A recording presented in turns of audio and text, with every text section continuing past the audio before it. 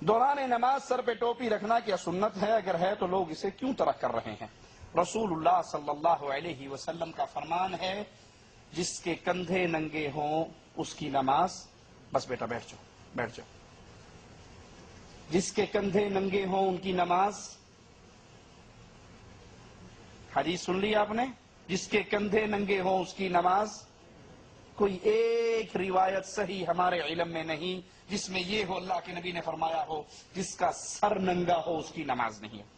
کندھا ننگا ہو تو نماز نہ ہونے کی دلیل حدیث میں موجود ہے، لیکن سر ننگا ہو اور نماز نہیں ہوتی، اس کی دلیل ہمارے علم میں کسی حدیث میں نہیں ہے۔ ہاں، اللہ کے قرآن کا حکم ہے کہ جب تم مسجدوں میں آؤ، خذوا زینتکم عند کل مسجد، تو مسجد میں آتے ہوئے زینت اختیار کرو، اچھا رومال، اچھا کپڑا، اچھی ٹوپی آپ کے پاس ہے، اس کو آپ سر پہ لے تو کوئی حرج نہیں، ٹھیک ہے۔ لیکن اس مسئلے کو اتنا سخت کر دینا، اس میں اتنی شدت اختیار کرنا کہ اگر کسی کے سر پہ ٹوپی نہیں تو فوراً فتویٰ لگتا ہے بڑا گستاخ ہے بےایمان، واپی بغیر ٹوپی نماز پڑھ رہا ہے۔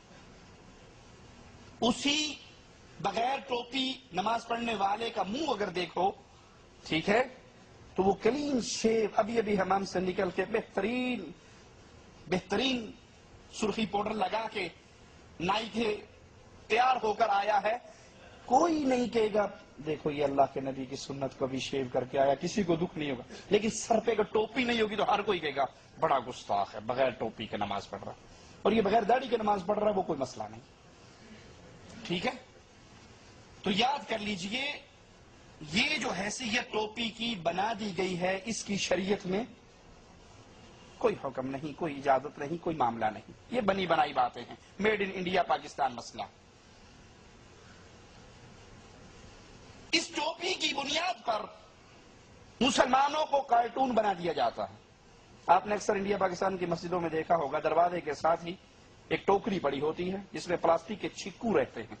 یہ چھکو ہماری پنجابی کا لفظ ہے، چھکو کہتے ہیں جو اونٹ کے منہ پہ چڑھایا جاتا ہے کسی کو کاٹ نہ لے، کھجور کے تنکوں کا بنا وہ اس کا منہ بند کرنے کے لیے چڑھا دیتے ہیں نا۔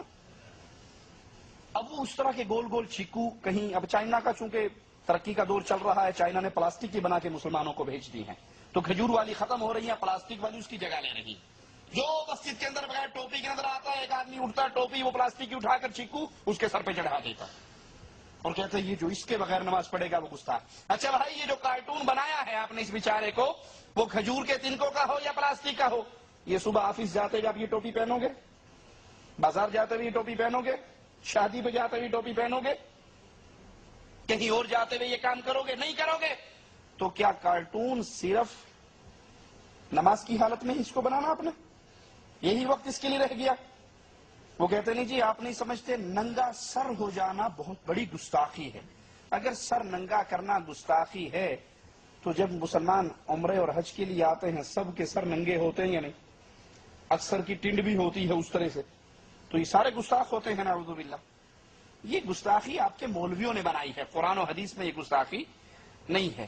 اچھا، جن کا یہ دعویٰ ہے کہ بغیر ٹوپی نماز پڑھنے والے، سر ننگا کرنے والے گستاخ ہیں، ان کے چہرے کی دوسری تصویر دیکھی جائے، دوسرا رخ دیکھا جائے، تو ایسے